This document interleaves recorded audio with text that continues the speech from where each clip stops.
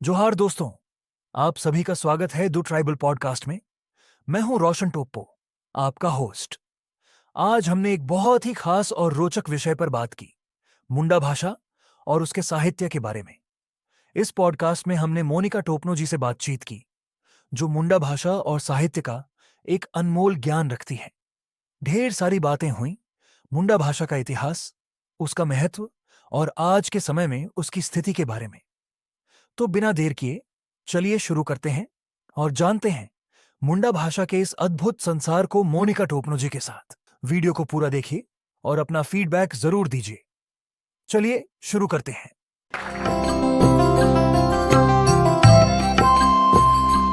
जोहार मोनिका, कैसे हैं आप?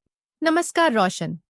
मैं बहुत अच्छा हूँ और आज के विषय पर बात करने के लिए बहुत उत्साहित हूँ। मुंडा भाषा और साहित्य मेरे दिल के बहुत करीब है और मैं इसके बारे में साझा करने के लिए इंतजार नहीं कर सकती। यह सुनकर बहुत अच्छा लगा मोनिका।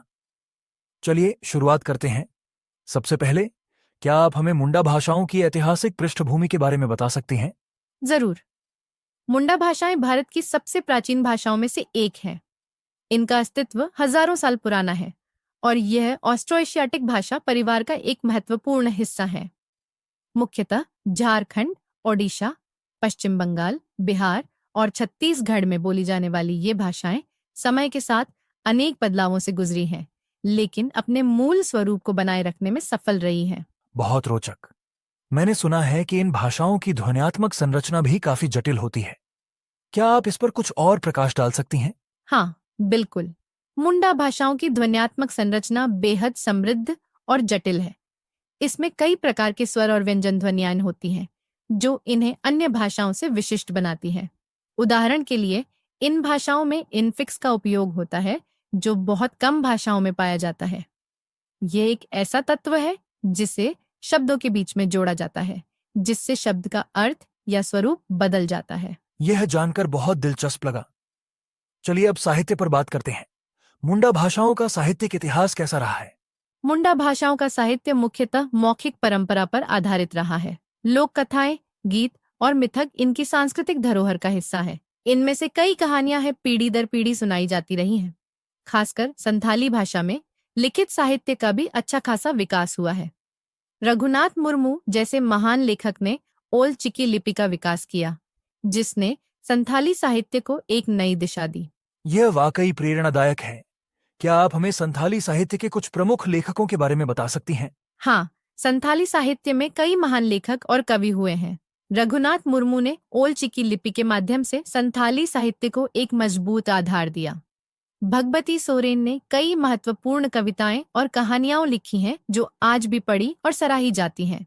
इसके अलावा कई युवा लेखक भी आजकल मुंडा साहित्य में अपनी पहचान बना रहे हैं और अपनी लेखनी के माध्यम से सामाजिक मुद्दों को उजागर कर रहे हैं।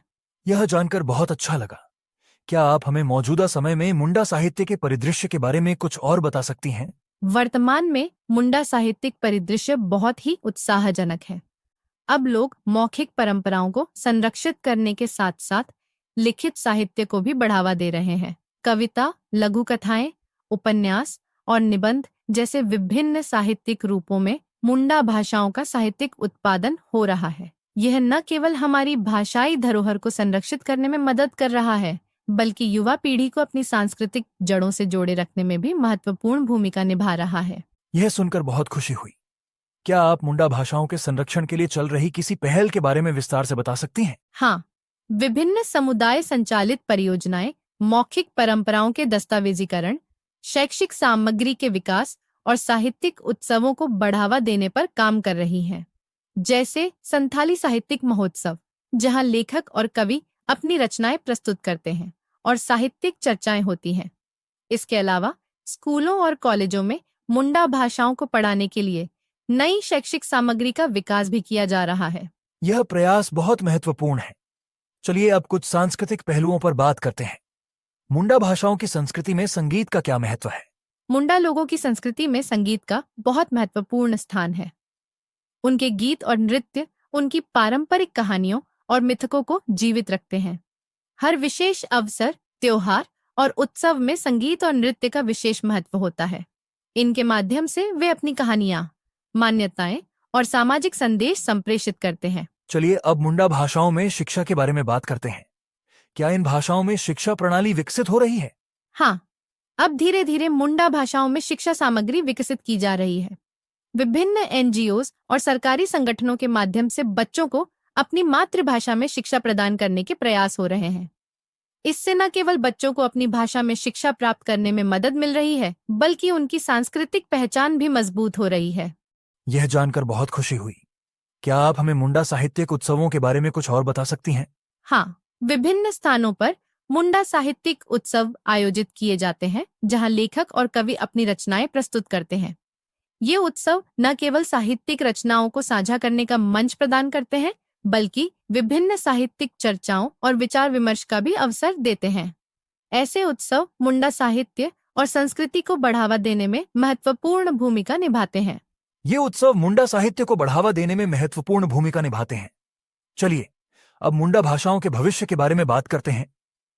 आपको क्या लगता है कि अगले कुछ दशकों में इन भाषाओं का भविष्य कैसा होगा? अगर मौजूदा संरक्षण प्रयास जारी रहते हैं और लोगों में जागरूकता बढ़ती है, तो मुझे लगता है कि मुंडा भाषाएं आने वाले दशकों में भी जीवित रहेंगी और विकसित होंगी। इसके लिए शिक्षा, साहित्य और सांस्कृतिक गतिविधियों के माध्यम से लगातार प्रयास करना होगा। यह सुनकर बहुत अच्छा लगा। आपने हमारे श्रोताओं को बहुत महत्वपूर्ण जानकारी दी है मोनिका। क्या आप कुछ अंतिम शब्द कहना चाहेंगी? मैं बस इतना कहना चाहूंगी कि हमारी भाषाएं और साहित्य हमारी सांस्कृतिक धरोहर हैं। इन्हें संरक्षित करने और बढ़ावा देने के लिए सभी को मिलकर प्रयास करना चाहिए। हमारी भाषाएं हमारी पहचान है और इनका संरक्षण हम सबकी जिम्मेदारी है। बहुत सही कहा।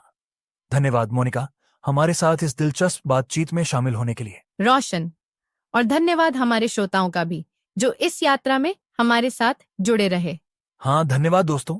कल्चरल क्रॉनिकल्स की इस यात्रा में हमारे साथ बने रहिए और अगले एपिसोड में मिलते हैं, जहां हम और भी अद्भुत कहानियों का अनावरण करेंगे।